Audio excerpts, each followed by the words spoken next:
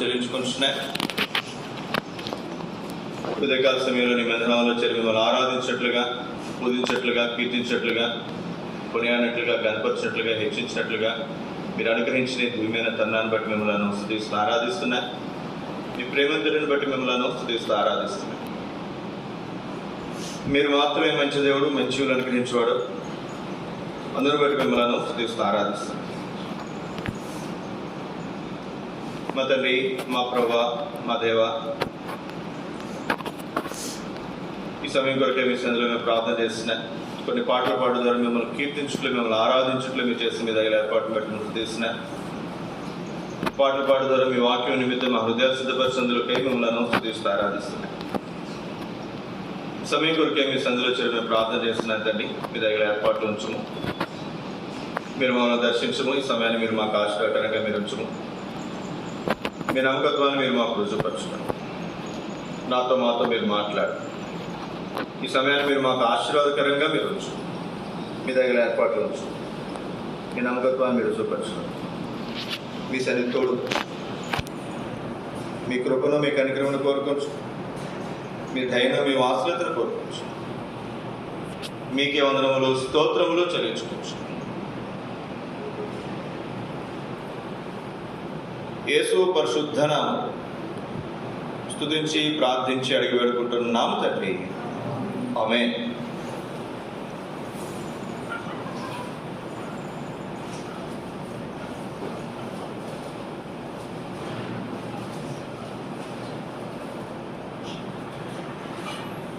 దేవుని వాక్యముల నుండి హోషేయ గ్రంథము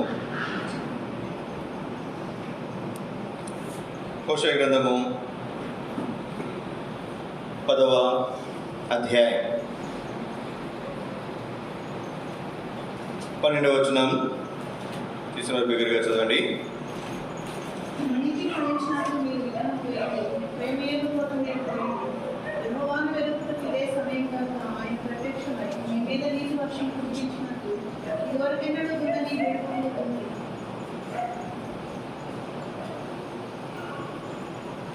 మనం చదివినటువంటి భాగము ఈ సంవత్సరం దేవుడు మన స్థానిక సంఘమునకు దేవుడు ఇచ్చినటువంటి స్థానిక సంఘ వాగ్దానం.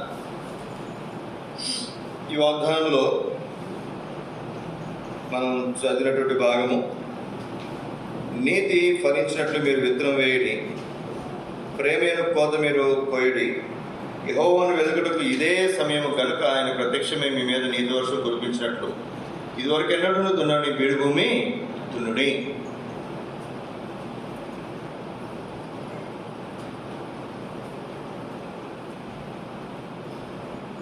దేవుడు మనకిచ్చినటువంటి వాగ్దానంలో ఆయా విషయాలు మనం ధ్యానం చేస్తూ మన ధ్యానంలో చివరికి మనం వచ్చాం. ఇక్కడ మధ్యలో ఒక భాగం, యెహోవాను వెదుకుటకు ఇదే సమయము అనే మాట మనం చూస్తున్నాం. యెహోవాను వెదుకుట అంటే ఏంటో మనం చూచా. గత వారం సమయము అనే మాట మనకు చూడటానికి ప్రయత్నించారు. ఇదే సమయము, యెహోవాను వెదుకుటకు ఇదే సమయము. సమయం అనే మాటను బట్టి ఈ ప్రవచనం కొన్ని తలంపులు మనం చూడటానికి ప్రయత్నించారు. సమయం అనేది చాలా ప్రాముఖ్యమైనటువంటిది కదండి. పొద్దున్నే లేచిన తర్వాత ఏం చూస్తాను చెప్పండి? టైం ఎంత ఎంతో చూస్తాను. టైంని ఏమంటారన్నా? తెలుగులో ఏమంటారు? సమయం.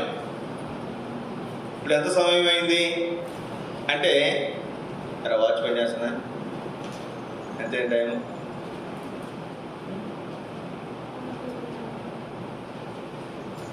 ఎంత సమయం అయిందంటే ఇంగ్లీష్లో ఎంత టైం అయిందని అడుగుతాం మనం, అంతేనా? సమయం అనేది చాలా ప్రాముఖ్యమైనది.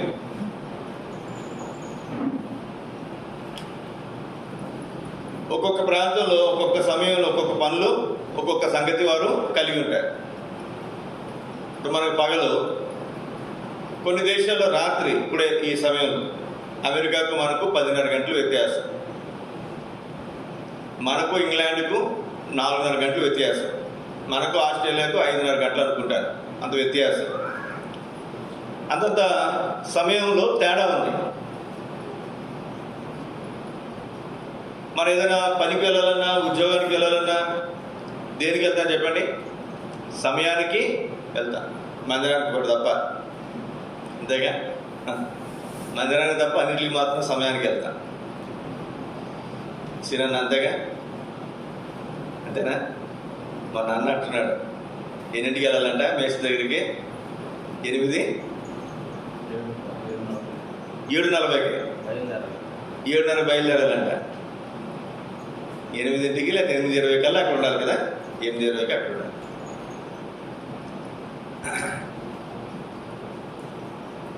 ప్రతిదానికి ఏముంది చెప్పండి? సమయం ఉంది.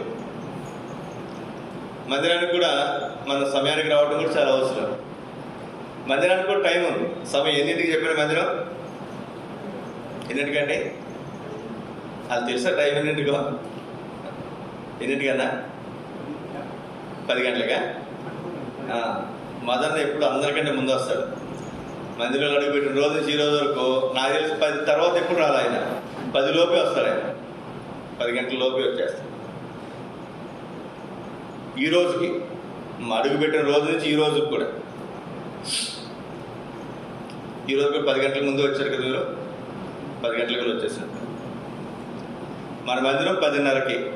గుర్తుపెట్టుకోండి. ఎన్నింటికి? 10:30కి. సమయం అనేది చాలా ప్రాముఖ్యం. సమయం గురించి బైబిల్ గ్రంథం ఏం చెప్తుంది? కొన్ని సంగతులు మీకు జ్ఞాపకం చేస్తాను ఈ ఉదయకాల సమయంలో. యెహోవాను వెదుకుటకు ఇదే సమయము. అలా సమయం గురించి బైబిల్ ఏం చెప్తుంది అంటే ఒక 5 తలంపులు క్లుప్తంగా ఆరాధన కొరకు మీకు జ్ఞాపకం చేస్తాను నేను. మొట్టమొదటి తలంపుగా యోబు గ్రంథం 33వ అధ్యాయం. యోబు గ్రంథము 33వ అధ్యాయము. యోబు గ్రంథం 33వ అధ్యాయము 9-10 వచనాలు. ఏలైనగా నేను నేరము లేని పవిత్రుడను,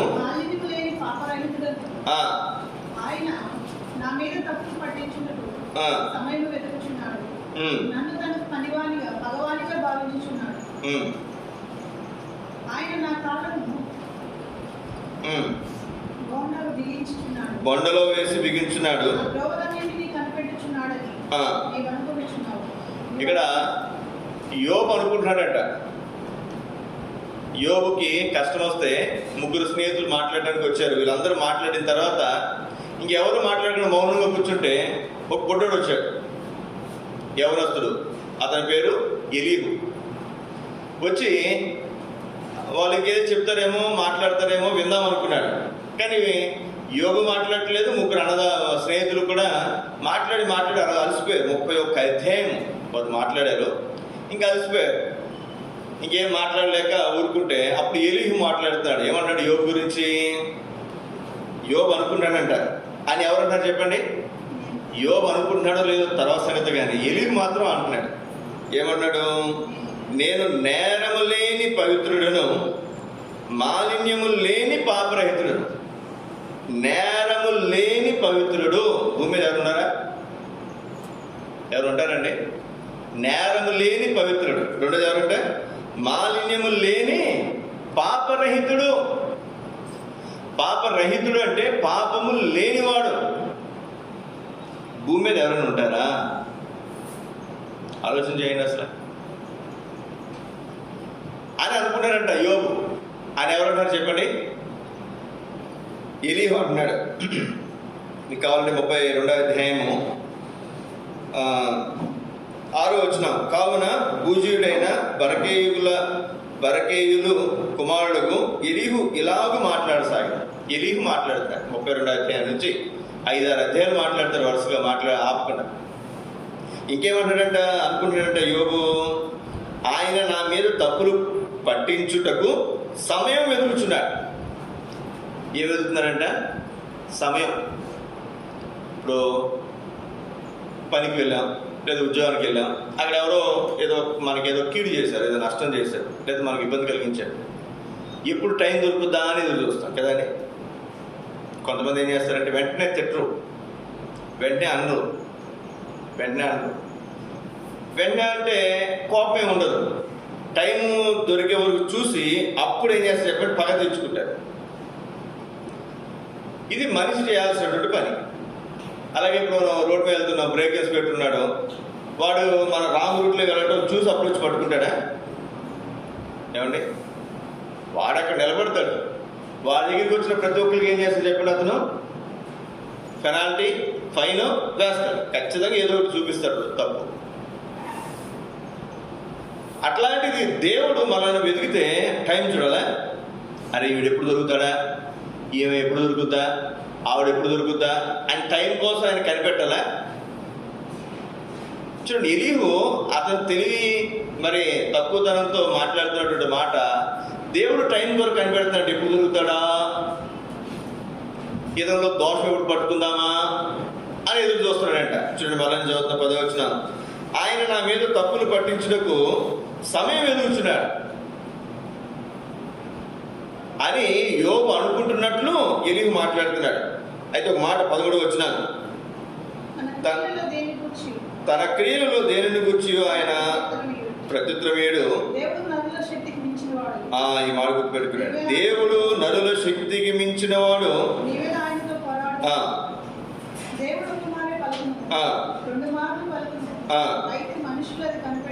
చాలా ఇక్కడ మనం చూస్తే దేవుడు నరుల శక్తికి మించిన వాడు. దేవుడు ఎవరంటే నరుల శక్తికి మించినవాడు. మన శక్తియుక్తులు వేరు, మన బలం వేరు. బలము తనదని ఒక మారు పలికెను, అది 2 మారులు నాకు వినబడి అంటాడు యోబు గ్రంథకర్త అనుకుంటాడు. ఇక్కడ గమనించాల్సినటువంటి ప్రాముఖ్యమైనటువంటి మాట, దేవుడు నరుల శక్తికి మించినటువంటి వాడు. ఈ ఉదయకాల సమయంలో మన దేవుడు ఎవరు చెప్పండి? మనుషుల యొక్క శక్తికి మించిన వాడు, మించిన శక్తి కలిగినటువంటి వాడు. ఎవరండి ఆయన? మించిన శక్తి కలిగినటువంటి వాడు. యోబు గ్రంథం 11వ అధ్యాయం, యోబు గ్రంథం 11వ అధ్యాయము 23-24 వచనాలు. నా దోషములు ఎన్ని, నా పాపములు ఎన్ని, నా అతిక్రమములు, నా పాపములు నాకు తెలియచేయము. ఇక్కడ మనం చూస్తే దేవుని వాక్యంలో యోబు గ్రంథకర్త అంటాడు, యోబు అంటున్నాడు ఇక్కడ, నా పాపములెన్ని, నా దోషములెన్ని. ఎన్ని నా పాపాలు ఎన్నయ్యా, నా దోషాలు ఎన్ని అంటే ఎలీహు అంటున్నాడు, తెలియక మాట్లాడుతున్నాడు, అసలు నీలో తప్పు లేదనే నువ్వు మాట్లాడుతున్నావే అని యోబు మీద నేరం అవుతుంటే యోబు ఏమన్నాడు చెప్పండి? నా దోషములు ఎన్ని, నా పాపములు ఎన్ని. అంటే ఇక్కడ మనం గమనించాల్సినటువంటి మాట, మానవులైనటువంటి మనము పాపులము, ఏ భేదమును లేదు. అందరూ పాపం చేసి దేవుడు అనుగ్రహించి మహిమను పొందలేకపోతున్నాడు. ఈ సోదరి ఈ ఉదయకాల సమయంలో మనకు జ్ఞాపకం చేయబడుతున్నటువంటి మాట, మనం ఎవరైనప్పటికీ కూడా, మనం ఎవరో చెప్పండి, మనం అందరము కూడా పాపులమే. అయితే ఈయన ఎవరండి? నరుల శక్తికి మించినవాడు. అంతేకాదు యెషయా 55వ అధ్యాయం అనుకుంటాను, మించిన బలము గలవాని చేతుల నుంచి విడిపించే దేవుడు. మించిన బలము గలవాని చేతుల నుంచి ఆయన మనల్ని ఏం చేస్తాడు చెప్పండి? విడిపించేవాడు. మించిన బలం ఎవరు కలిగి ఉన్నారు చెప్పండి? ఎవరు? శత్రువు కలిగి ఉన్నాడు. శత్రువు సాతాను. తనకున్న బలం ఏంటి? మరణము. పాపం చేసినటువంటి వాడు మరణమునకు పాత్రుడు. ఏ మరణం ఇది? రెండవ మరణం. ఈ రెండవ మరణానికి పాత్రులమైనటువంటి మనలను విడిపించడానికి యేసుక్రీస్తు వారు ఈ లోకానికి వచ్చాడు. అందుకే ఈయన ఎవరో చెప్పండి? మించిన బలము గలవాని చేతిలో నుంచి మనలను విడిపించినటువంటి దేవుడు. ఈ సోదర సోదరి మొట్టమొదటి తలంపులో మనకు జ్ఞాపకం చేయబడుతున్నటువంటి మాట, మన దేవుడు ఎవరు అంటే మన దేవుడు మానవుని శక్తికి మించినటువంటి వాడు. రెండవది, మించిన బలము కలిగినటువంటి వాడైనటువంటి సాతాను చేతిలో నుంచి మనలను విడిపించినటువంటి దేవుడు, విడిపించడానికి శక్తి కలిగినటువంటి దేవుడు. అందుని బట్టి మనం ఆయన ఆరాధించ బద్దులమైన. రెండవ తలంపుకి రండి. కీర్తన గ్రంథం 69వ అధ్యాయము 69వ అధ్యాయము 13వ వచనం. యెహోవా, అనుకూల సమయమున నేను నిన్ను ప్రార్థించున్నాను. దేవా, నీ కృపా బాహుల్యమును బట్టి, రక్షణను సత్యమును బట్టి నాకు ఉత్తరమేమో. ఏ సమయం అంట? అనుకూల సమయం. అనుకూల సమయం. ఇంకొక మాట దీని గురించి మీకు జ్ఞాపకం చేస్తాను నేను. ప్రసంగి గ్రంథకర్త అంటాడు కదా, 10వ అధ్యాయము, ప్రసంగి గ్రంథం 10వ అధ్యాయం 16-17 వచనాలు.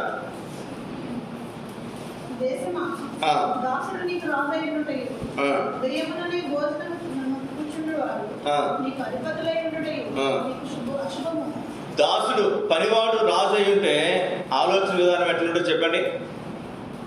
ఆలోచన విధానం ఎట్లుంటుంది? బాగుంటుందా? బాగుంటుంది.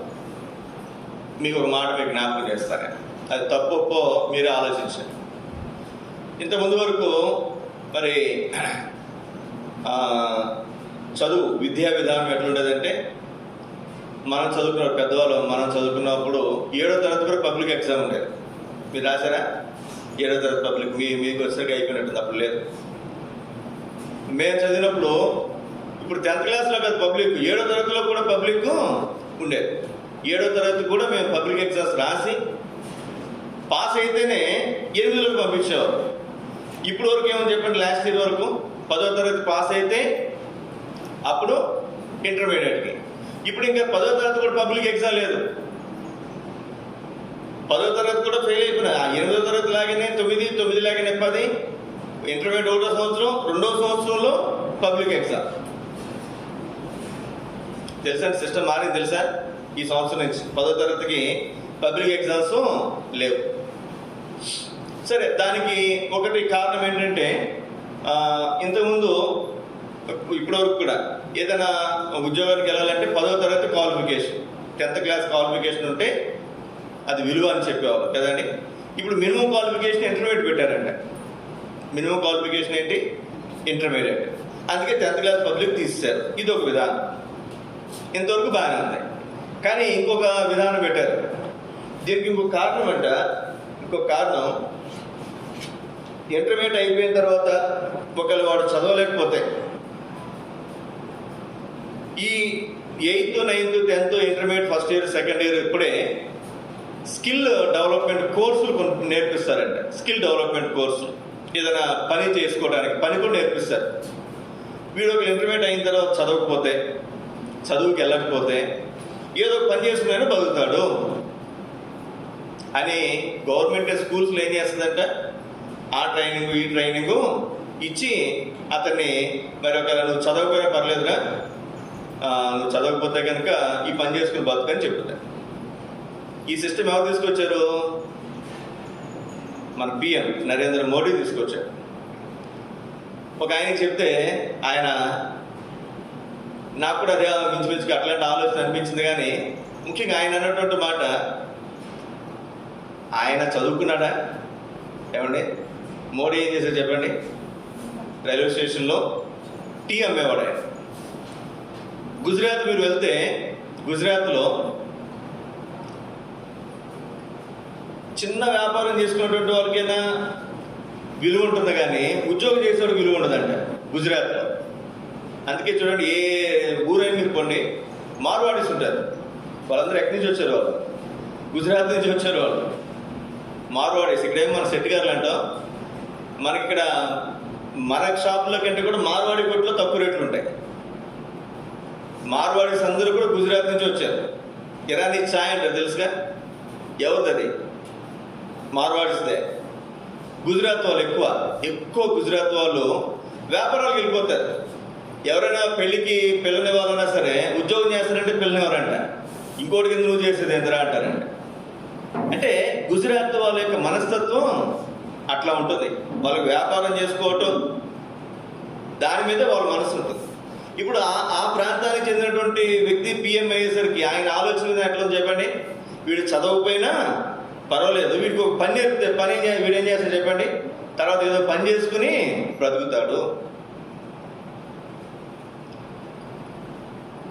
అంతకుముందు మన్మోహన్ సింగ్ ఉన్నాడు ప్రధానమంత్రిగా కదండి. గొప్ప గొప్ప చదువుకున్నటువంటి వాళ్ళు ఉన్నప్పుడు వాళ్ళ యొక్క ఆలోచన విధానం వేరుగా ఉంటుంది. మరి చదువు తక్కువైనటువంటి వాళ్ళు అధికారులు ఉన్నప్పుడు వాళ్ళ ఆలోచన విధానం వేరుగా ఉంటుంది, ఖచ్చితంగా వేరుగా ఉంటుంది. ఇక్కడ మనం చూస్తే ఒక మాట మళ్ళీ చదవండి. ఆ మాట దాసుడు రాజు అయి ఉంటే, పనివాడు రాజు అయితే ఒకవేళ అనుకోకుండా అతని ఆలోచన విధానం ఎట్లా ఉంటుందో చెప్పండి. అతని ఆలోచన విధానం వేరుగా ఉంటుంది. ఇంకో మాట చదవండి. ఉదయముననే భోజనమున కూర్చుండువాడు నీకు అధిపతులైనటయు. అదేంటంటే శుభ అశుభ. దాసుడు రాజు అవటం అశుభం అంట. వాడికి తెలియదు, వాడికి పరిపాలన విధానము లేదా సంగతులు. ఉదాహరణకి శ్రీనానికి ఒక ₹1,00,00,000 దొరికినాయి అనుకో, ఏం చేస్తామన్నా? ₹1,00,00,000 దొరికినాయి అనుకోనండి, ఏం చేస్తాడు చెప్పండి? అది నిద్రపడతా ముందు అవి ఎక్కడ దాయాలో తెలియదు. ఏమండి, ఒక 5 లక్షలు 10 లక్షలు దొరికితే మనం ఏదో రకంగా దాన్ని సర్దుబాటు చేయొచ్చేమో, కానీ ఒకేసారి నీకు ₹1,00,00,000 కనపడితే ఏం చేస్తామని అట్లా ఎక్కడ పెడతాం? ఏదైనా వస్తువు కొనగలమా? ఆ కొనే వరకు డబ్బులు ఇంట్లో పెట్టుకోరు, ఇంట్లో పెట్టి నిద్రపడతాం మనకి. ఏమండి, దాసుడు రాజు అయితే అతనికి ఏం అర్థం కాదు. అంతేకాకుండా ఏంటంటే చెప్పండి, ఉదయమునే భోజనమున కూర్చుండేవారు నీకు అధిపతులైనట. పాతకాలంలో పొలం పనులకి వెళ్ళేవాళ్ళు ఏం చేసేవాళ్ళు చెప్పండి? పొద్దున్న లేచినట్టునే ఏం చేస్తారు? భోజనం చేసుకుని పనికి వెళ్ళిపోయి శుభ్రంగా అక్కడ పని చేసుకుని మధ్యాహ్నానికి సాయంత్రానికి ఇంటికి వస్తారు.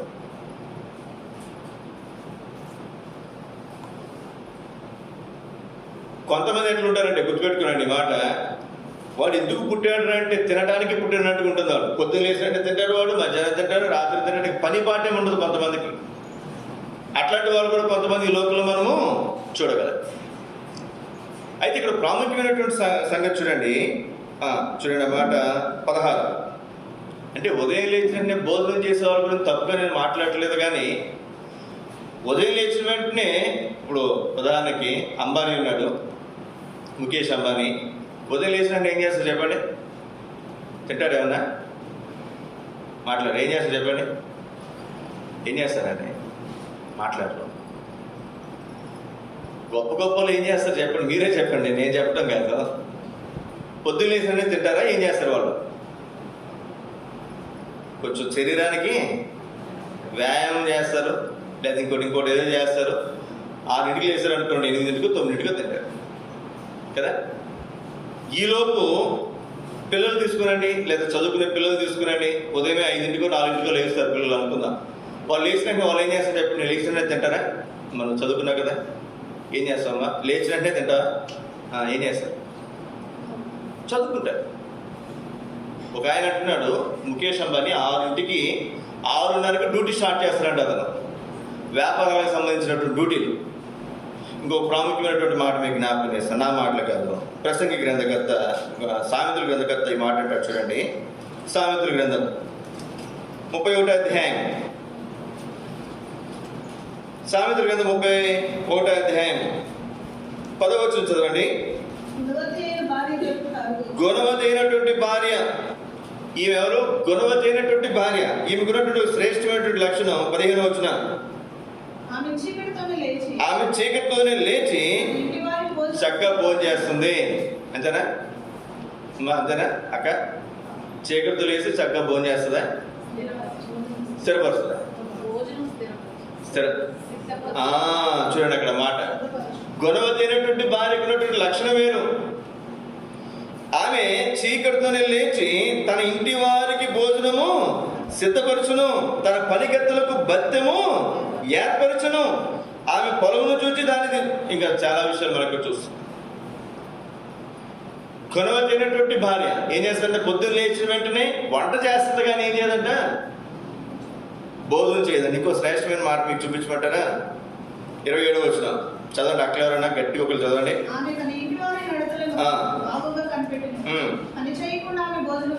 ఏం చేయదంటే పని చేయకుండా, అంటే ముందేం చేస్తుంది పని. ఏం చేయాలండి? ముందు కొంచెం బాడీకి ఎక్సర్సైజ్ చేయాలి. ఈ ఆలోచన విధానం చాలా అవసరం. సరే, నేను దాని గురించి మాట్లాడట్లేదు, కానీ ఇప్పుడు మన అంశానికి వద్దాం. 10వ అధ్యాయము ప్రసంగి గ్రంథము 17వ వచనం.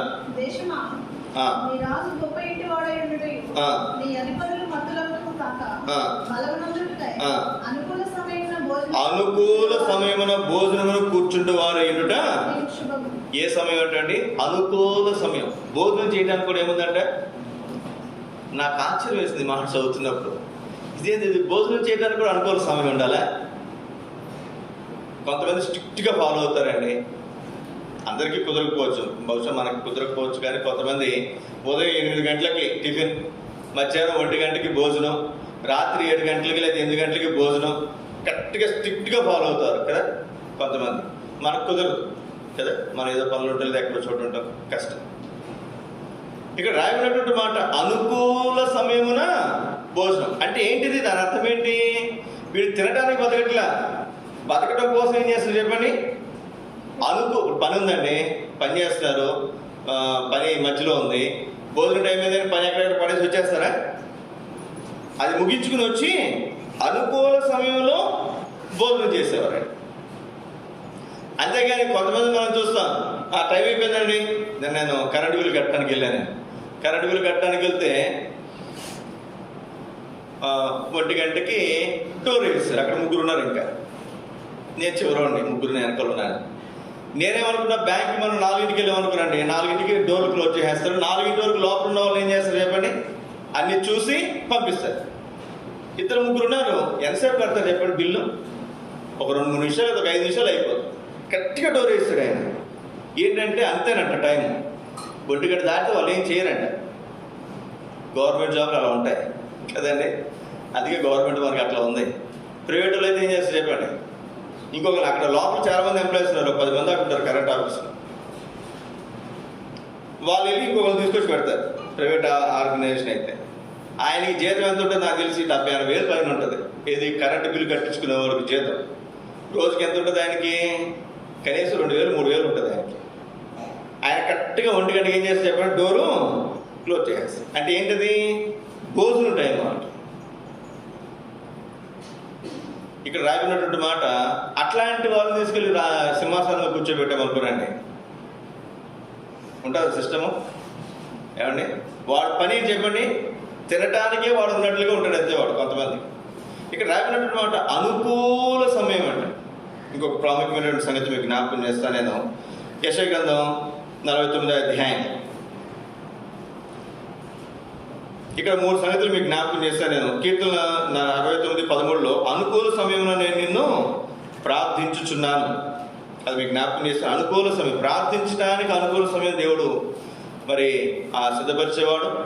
భోజనం చేయడానికి కూడా అనుకూల సమయం దేవుడు అనుగ్రహించేవాడు. 49వ అధ్యాయం 8వ వచనం. అనుకూల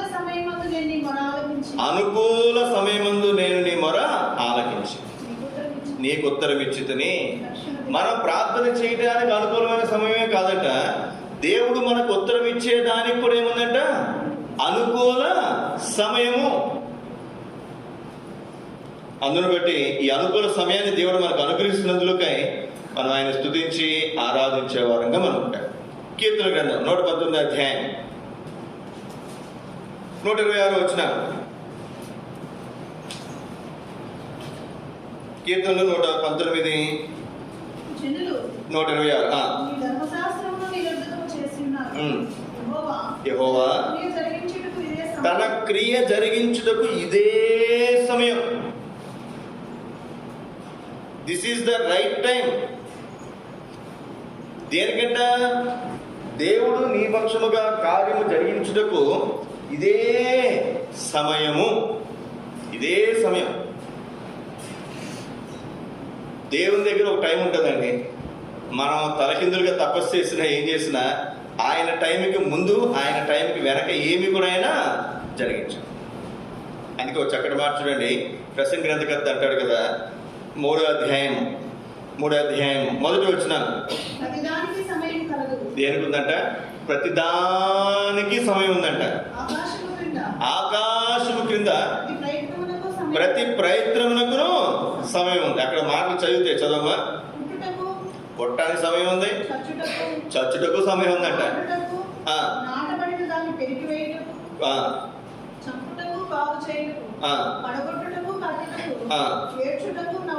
ఏడవటానికి టైం ఉందంట. అమ్మాయి లూదియా, దేనికి టైం ఉందంట? కొంతమంది ఇప్పుడు లూదియా, మా అమ్మాయి సలోమి, ముఖ్యంగా సిస్టర్స్, అక్కలు, ఏమి టైం ఉండదు. ఎప్పుడు కావాలంటే అప్పుడు ఏం చేస్తారు? ఎప్పుడు ట్యాప్ ఓపెన్ చేస్తారు అంతే కదండి. బడబడా కాచేస్తారు. ఏడవటానికి కూడా టైం ఉందంట. ఇంకా తెలుసుకుందామా? నవ్వటానికి టైం ఉందంట. ఎప్పుడు పడితే అప్పుడు నవ్వకూడదు. చదవండి. దుఃఖించడానికి టైం ఉంది, నాట్యం ఆడటానికి టైం ఉంది. రాళ్ళను పారేయడానికి టైం ఉందంట, కుప్పగా వేయడానికి టైం ఉందంట.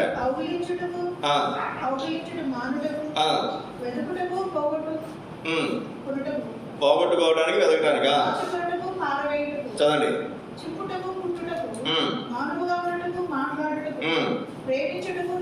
ప్రేమించడానికి టైం ఉంది, ద్వేషించడానికి టైం ఉంది. ప్రేమించడం ఎప్పుడు ప్రేమించకూడదండి. ఇప్పుడు ఎవరు వస్తున్నారు, వాళ్ళ ఇష్టం. వాళ్ళు ఎట్లా ఉంటారంటే వాళ్ళు దానికే పుట్టేమన్నట్టుకుంటారు అంతే. ఎవరి కాలం. ప్రేమించడానికి కూడా టైం ఉందంట. చదవండి. ద్వేషించడానికి టైం ఉందంట. యుద్ధం చేయడానికి ఉంది, సమాధానం పడటానికి కూడా టైం ఉంది. చాలా ఇక్కడ మనం గమనించాల్సిన ప్రాముఖ్యమైన సంగతి, ప్రతిదానికి ఏముందండి? ప్రతిదానికి సమయం. ఆకాశము క్రింద భూమి మీద ప్రతి ప్రయత్నమునకు సమయం ఉంది. కొన్నిసార్లు మనం ఎంత ప్రయత్నం చేసినా ఒక్కడుగు కూడా ముందుకి కదలదు కదమ్మా. కానీ దేవుని సమయం వచ్చింది అనుకోనండి, మనం అక్కడున్న మనం ఏం చేస్తే చెప్పినది తోసుకుని పోద్ది అంతే, తీసుకుని పోద్ది. అట్లా ఉంటుంది సమయం. ఇంకో మాట చదవండి, 11 వచ్చినాను. దేని కాలమందు అది చక్కగా ఉండినట్లు సమస్తమును ఆయన నియమించి ఉన్నాడు. దేని కాలమందు అది చక్కగా ఉండినట్లు, దేని సమయంలో అది చక్కగా ఉండినట్లు దేవుడు ఏం చేస్తున్నాడు? సమస్తమును ఆయన చక్కగా నియమించినాడు. దేని సమయమందు అది చక్కగా జరుగునట్లు. తర్వాత 14 వచ్చిన,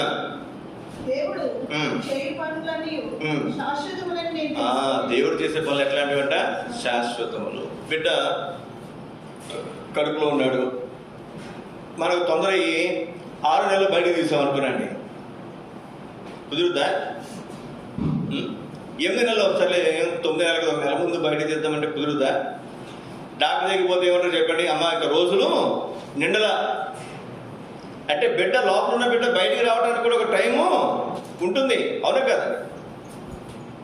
మరి పాకి నుంచి వస్తారు నాగలేష్ పక్క, ఈ నెల 5వ తారీఖున డేట్ ఇచ్చారు. 5వ తారీఖున డేట్ ఇస్తే 5వ తారీఖున 2వ తారీఖు 3వ తారీఖు వెళ్ళి కలిసాం. 5వ తారీఖు హాస్పిటల్కి వెళ్తామని అన్నారు. సరే, ఒక వారం రోజులు మేము ఫోన్ చేయాలి, వాళ్ళు ఫోన్ చేయాలి. మేము డెలివరీ అయిపోయిందేమనుకున్నాం. తీరా చేస్తే 10 రోజుల తర్వాత ఫోన్ చేస్తే, అన్న ఇంక వెళ్ళలేదన్నా, డాక్టర్ దగ్గరికి వెళ్ళాం, ఇంకా టైం ఉందమ్మా అని చెప్పి మరి చెప్పింది ఆవిడ. ఈ నెలాఖరు రమ్మంది అని. ఏముందంట? బిడ్డను బయటకు తీయటానికి కూడా ఏముందంట? టైం. మొన్న 4 రోజుల క్రితం, వారం క్రితం, మొన్న సోమవారం ఆపరేషన్ చేసి తీశారు మళ్ళీ అబ్బాయి. అంటే ప్రతిదానికి ఏమని చెప్పండి? టైము ఉంది. ఇంకొక మాట చదివి ఇక్కడ 17 వచ్చిన, ప్రతి ప్రయత్నమునకును ప్రతి క్రియకును తగిన సమయము ఉన్నది. చాలండి. ప్రతి క్రియకు ప్రతి ప్రయత్నమునకు కూడా తగిన సమయం. సోదర సోదరి, మన దేవుడు తన సమయంలో ఆయన కార్యం చేసేవాడండి. నీ సమయంలో చేయడు, నా సమయంలో చేయడు. నేను అనుకున్నప్పుడు చేయడు, నేను అనుకున్నట్టుగా చేయడు. అర్థమవుతుందండి? నువ్వు అనుకున్న సమయంలో దేవుడు చేయడు. ఆయన అనుకున్నట్టుగా, ఆయన చేయాలనుకున్న సమయంలో కార్యము చేసేవాడు. అది ఆయన సార్వభౌమ అధికారము మనకు జ్ఞాపకం చేస్తుంది. ఇంకొక మాట, ఆయన చెప్పి చేసేవాడు. మీకు జ్ఞాపకం ఉందనుకుంటాను, ఐగుప్తు దేశంలో అద్భుతాలు జరిగించినప్పుడు, లేదా కప్పలు వచ్చినప్పుడు, లేదా ఇంకోటి అలా వచ్చినప్పుడు మోషే అడుగుతాడు, ఎప్పుడు వీటి కోసం నేను ప్రార్థన చేయాలి అంటే, రేపు ఉదయం అంటాడు ఫరో. అప్పుడు రేపు ఉదయం నేను ప్రార్థన చేసి అప్పుడు పోతాయి, అప్పుడు తెలుసుకుంటావు. అంటే దేవుడు చెప్పినప్పుడు, లేదా దేవుడికి ప్రార్థన చేసినప్పుడు అప్పుడు దేవుడు కార్యము జరిగించేవాడు. కానీ 4 తలంపుగా యేసుక్రీస్తు గ్రంథం 35 అధ్యాయం 5వ వచనం. యేసుక్రీస్తు గ్రంథం 35 అధ్యాయము 5వ వచనం.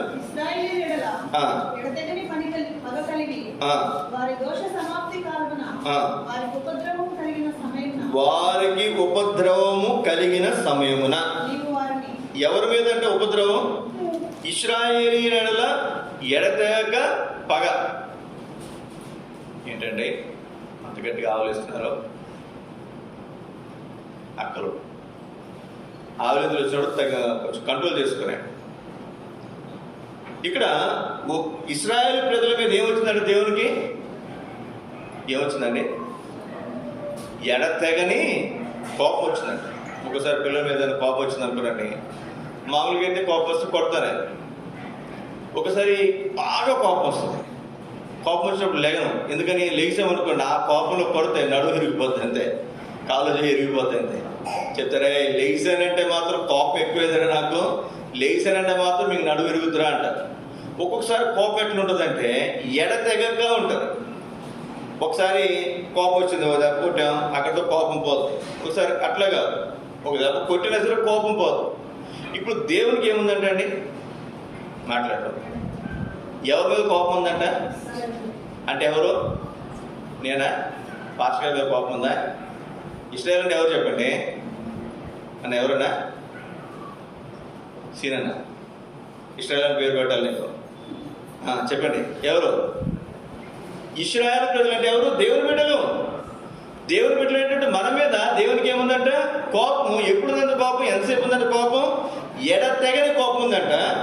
ఉపద్రవము కలిగిన సమయం, ఉపద్రవం కలగటానికి కూడా ఒక సమయం ఉందంట. చూడండి ఆ మాట, యేసుక్రీస్తు గ్రంథం 32 అధ్యాయం 3వ వచనం. యేసుక్రీస్తు గ్రంథం 33:3.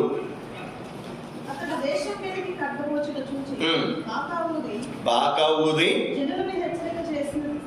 జనులను హెచ్చరిక చేసిన సమయం. ఉపద్రవం రావడానికి కూడా సమయం ఉందంట. హెచ్చరిక చేయడానికి కూడా ఏమని చెప్పండి? హెచ్చరిక చేసిన సమయమున. ఇప్పుడు రండి, చిన్న ప్రాముఖ్యమైన సంగతి మీకు జ్ఞాపకం చేసి, దానియేలు గ్రంథం 2వ అధ్యాయం 21 వచనం.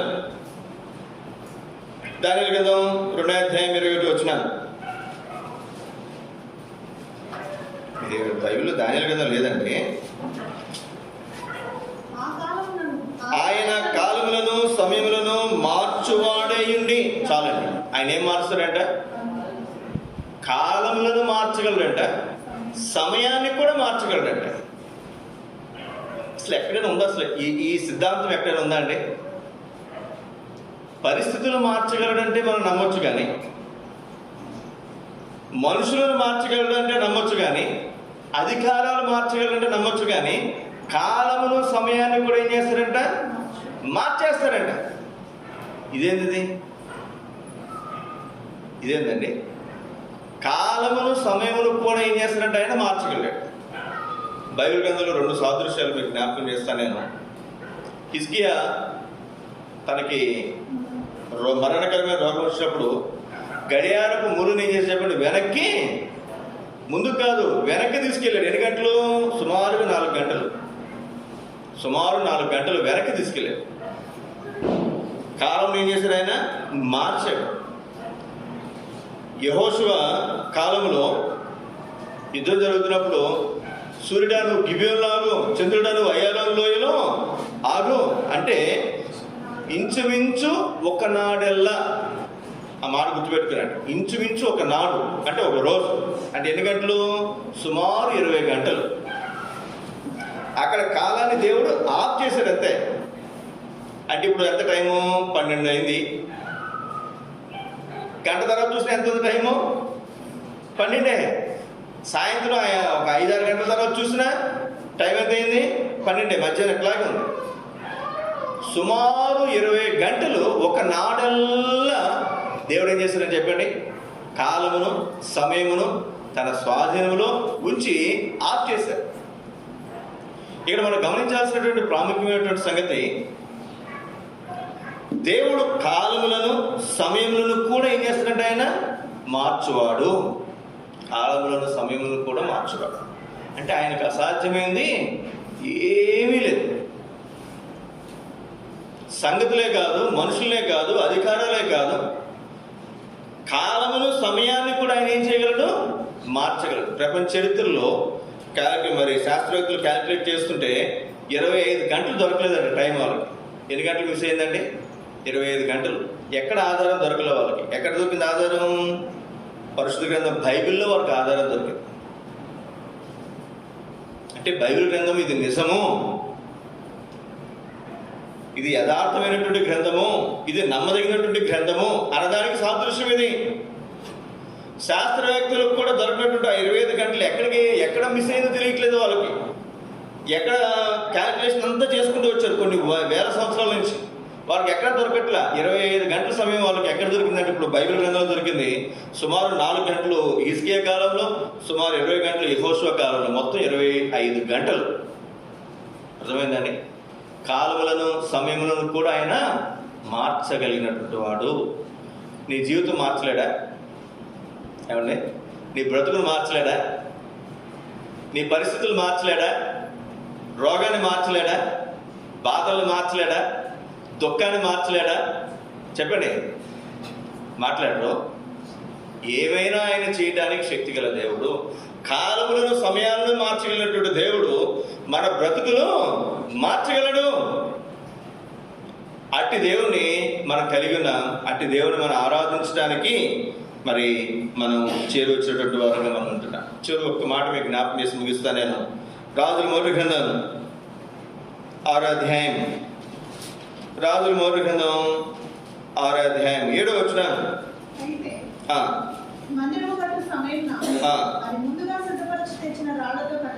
అది ముందుగా సిద్ధపరిచి తెచ్చిన రాళ్లతో కట్టబడిన కనుక సుత్తే గొడ్డలి మొదలైన ఇనపనిముట్ల ధ్వని ఎంత మాత్రమును నో సౌండ్స్. కొంతమంది ఇల్లు కట్టేటప్పుడు మనకు అందరికీ పరిచయమే. మేస్త్రి ఇల్లు కట్టాడంటే సౌండ్లు ఖచ్చితంగా వస్తాయి కదండి. కానీ ఇక్కడ మందిరం కడుతున్నప్పుడు ఒక్క శబ్దం కూడా రాలేదంట. కారణం ఏంటి చెప్పండి? ముందుగా సిద్ధపరిచి తెచ్చిన రాళ్ళతో అది కట్టబడి. మనం కూడా మందిరానికి వచ్చాం. ఎందుకు వచ్చాం చెప్పండి? ఎందుకు వచ్చామా? మాట్లాడతాం. ఈ అమ్మాయిని అడిగితే నాకు తెలియదు అంకులు, మీ మందిరంలో ఏం జరుగుతుందో ఈ వారం వచ్చాను అంటారు. మీరు కూడా అలాగే అంటారా? ఎందుకు వచ్చారమ్మా? ఎందుకు వచ్చారు? దేవుని ఆరాధించడానికి వచ్చారు. ఆరాధించడానికే మనం బయలుదేరాం. ఎక్కడి నుంచి బయలుదేరాం? మన ఇంటికి నుంచి బయలుదేరినట్టు మనకు తెలుసు. మనం ఎక్కడికి వెళ్తున్నాం? ఆరాధించడానికి వెళ్తున్నాం. కొంతమందికి అయితే ముందు నుంచే సిద్ధపరచుకుంటారు, వారం అంతా సిద్ధపరచుకుంటారు. దేవుడు చేసిన మేలుని బట్టి, దేవుడు చేసిన కార్యములను బట్టి రాత్రి స్తుతిస్తారు దేవుని, ఉదయం స్తుతిస్తారు. దేవుని స్తుతిస్తూ ఆరాధిస్తూ మందిరానికి ముందుగా సిద్ధపరచుకుంటారు ఆరాధన. కొంతమందికి వచ్చిన తర్వాత రెడీమేడ్ చేస్తారన్నమాట. అప్పటికప్పుడు ఫాస్ట్ ఫుడ్ సెంటర్లో అట్లా కలిపేసి 2 మాటలు మేము ఏదో చెప్పిన దానికి 2 మాటలు మీరు కలిపి తూతు మందరంగా నాకు ఆత్ర నీకు స్తోత్రం అని చెప్పి ఒక మాట చెప్పి ఆరాధించి వెళ్ళిపోతారు. ముందుగా సిద్ధపరిచి తెచ్చిన రాళ్ళు. అర్థమవుతుందండి? కాబట్టి ఆరాధన ఎప్పటి నుంచి మొదలు పెట్టాలి? ఎక్కడ మొదలు పెట్టాలండి చెప్పండి? చిన్నక్కలో ఎక్కడ మొదలు పెట్టాలి ఆరాధన? షేలా హవీలా ఎక్కడ మొదలు పెడతాం ఆరాధన? ఇంటి దగ్గరే. మన ఇంట్లో ఉన్నప్పుడే దేవుని ఆరాధించడం మనం ఈ రోజు అంతా కూడా మన వైఖరి ఎలా ఉండాలంటే దేవుని ఆరాధించుతూనే ఉండాలి. ఆరాధన దేవునికి కృతజ్ఞతాస్తులు, దేవునికి మరి ఆయన ఆరాధిస్తూ, ఆయన స్తుతి చెల్లిస్తూ, ఆయన కృతజ్ఞతాస్తుతులు చెల్లిస్తూ. ఇంకొక మాట చూడండి, యెషయా గ్రంథం 4వ అధ్యాయం మనకు బాగా పరిచయం. ఒక సమస్య వచ్చింది యూదులందరికీ కూడా. మొద్దుకే యెషయా దగ్గరికి వచ్చాడు. అక్కడ ఒక చక్కటి మాట అంటాడు చూడండి, అమ్మా నువ్వు అంతఃపురంలో ఉన్నాగా నువ్వు తప్పించుకుంటావేమో అనుకోవద్దు. 14 యెషయా 4:14 నీవు ఈ సమయమందు ఏమీ మాట్లాడక మౌనముంటే యూదులకు సహాయము విడుదల మరి ఒక దిక్కు నుంచి వస్తుందమ్మా. నీవు ఈ సమయమును బట్టి రాజ్యమునకు వచ్చితివేమో. ఇది మనం ఎలా అర్థం చేసుకోవాలి? ఇప్పుడు మనం చాలా మంది మందిరానికి వచ్చారు. ఆరాధన అనగానే ఒక 10 మంది ఉన్నారు అనుకోరండి, అందులో 2-3 ఆరాధన చేస్తారు. మిగిలిన ఏం చేస్తారంటే మేము ఊరికి వచ్చాం, కాలక్షేపం చేయడానికి వచ్చాం, మాకు ఈ ఆరాధనకి ఏం సంబంధం లేదు అనుకుని కూర్చునే వాళ్ళు కొంతమంది ఉంటారు. కొంతమంది మాకు ఎలా చేయాలో ఆరాధన మాకు తెలియదు, ఏం చేయాలో మాకు ఆరాధన తెలియదు అనుకుని కూర్చోవాళ్ళు కొంతమంది ఉంటారు. ఇక్కడ ఎస్తేరు కూడా అలాగే అనుకుంటుంది, దానికి నాకు సంబంధము లేదు. ఈ యూదుల మీదకి వచ్చినటువంటి శిక్ష రాజ్యంలో వెలుపుతున్నటువంటి వారి మీదకి, నా మీద కాదు, నేను మహారాజు నన్ను ఎవరు చంపుతారా అనుకుంటున్నట్టుగా ముద్దుగా కనిపిస్తామా. నువ్వు ఈ సమయాన్ని బట్టే నువ్వు రాజ్యంలోనికి రాణిగా వచ్చావేమో గుర్తుపెట్టుకో. ఇప్పుడు మనం మందిరానికి ఎందుకు వచ్చామా? ఆరాధించడానికి వచ్చాం. ఎందుకు వచ్చాం ఏమో నాకు తెలియదు అని కూర్చోవటం కాదు. ఎందుకు వచ్చాం చెప్పండి? మనం మందిరానికి ఆరాధించడానికి వచ్చాం. ఆరాధించడానికి వచ్చినప్పుడు ఏం చేయాలి చెప్పండి? ఆరాధించాలి. మీకు ఆరాధన ఎట్లా చేయాలో తెలియదు అనుకోనండి. కొంతమంది ఆరాధన చేస్తున్నప్పుడు విని అప్పుడు మీరు ఆరాధన చేయండి. ఒకళ్ళు బిగ్గరగా ఆరాధన చేస్తున్నప్పుడు మిగిలిన మౌనంగా ఉండాలి, ఏ శబ్దం చేయకూడదు. మౌనంగా వాళ్ళు చెప్పేది మనం వింటూ చివరిలో వాళ్ళతో పాటు ఆమేన్ అంటే మనం కూడా ఆరాధించినట్టు. రెండోది, చాలా తర్వాత మనకు అవకాశం దొరికినప్పుడు మనం కూడా ఏం చేయాలి చెప్పండి? బిగ్గరగా ఆరాధించాలి. ఆరాధన అంటే దేవునికి ఇచ్చేది, గుర్తుపెట్టుకోండి. ఏమని ఆరాధించాలి? నీకు అసలు ఏమీ తెలీదు, ఒక్క మాట ఆరాధించు. యేసయ్యా నన్ను బ్రతికించావు, నీకు వందనాలు. ఈ ఆరాధన యేసు నామములో సమర్పిస్తున్నాను తండ్రి. అయిపోయింది ఆరాధన. లేదు, ఈరోజు నన్ను నీ మందిరాన్ని నడిపించావు, మీ దాసుని ద్వారా నాతో మాట్లాడావు, నీకు వందనాలు. అర్థమవుతుందండి? ఈ సమయానికి ఆరాధించడానికి నన్ను కూడా మందిరానికి తీసుకొచ్చావు, నీకు వందనాలు. ప్రతి దాంట్లో చివరిని ఏం చెప్పాలి? నీకు వందనాలు. లేదు, నీకు కృతజ్ఞతాస్తుతులు. నీకు అన్ని పదాలు తెలియకపోయినా నీకు వందనాలు. నన్ను బ్రతికించే నీకు వందనాలు. నన్ను నా కుటుంబాన్ని కాపాడి వారమంతా నీకు వందనాలు. నీ మందిరానికి ఈ టైంలో ఆరాధన కొరకు నన్ను తీసుకొచ్చే నీకు వందనాలు. నీ ప్రజలందరితో కలిసి నేను ఆరాధించడానికి నాకు సమయం ఇచ్చావు, నీకు వందనాలు. ఈ ఆరాధన యేసు నామములో సమర్పిస్తున్నాను తండ్రి. అదే ఆరాధన. రోజు మా ఆరాధన చేస్తూ ఉంటే రోజుకి ఒక్కొక్క పదం కలుపుకో. ఈ ఆధారం ఒక పదం కలుపు, వచ్చే ఆధారం ఇంకో పదం కలుపు, ఆ వచ్చే ఆధారం ఇంకో పదం కలుపు. 1 నెల 2 నెలల్లో చక్కగా ఆరాధించడానికి అలవాటు అయిపోతుంది. ఒక మాట మీకు జ్ఞాపకం చేస్తున్నాను, నీవు ఈ సమయమును బట్టి వచ్చితివేమో ఆలోచించుకో. నువ్వు ఆరాధించడానికే వచ్చావు, ఆలోచించు. ఇక్కడ ఉదయకాల సమయంలో మన అలవాటుగా అలాగే కూర్చోకుండా మనం కూడా ఈ మధ్యాహ్నకాల సమయంలో దేవుని బిడ్డలందరితో కలిసి మనం కూడా ఆరాధించుగాక. అందులో లేచి కూడా పాట మనం పాడుకుందాం.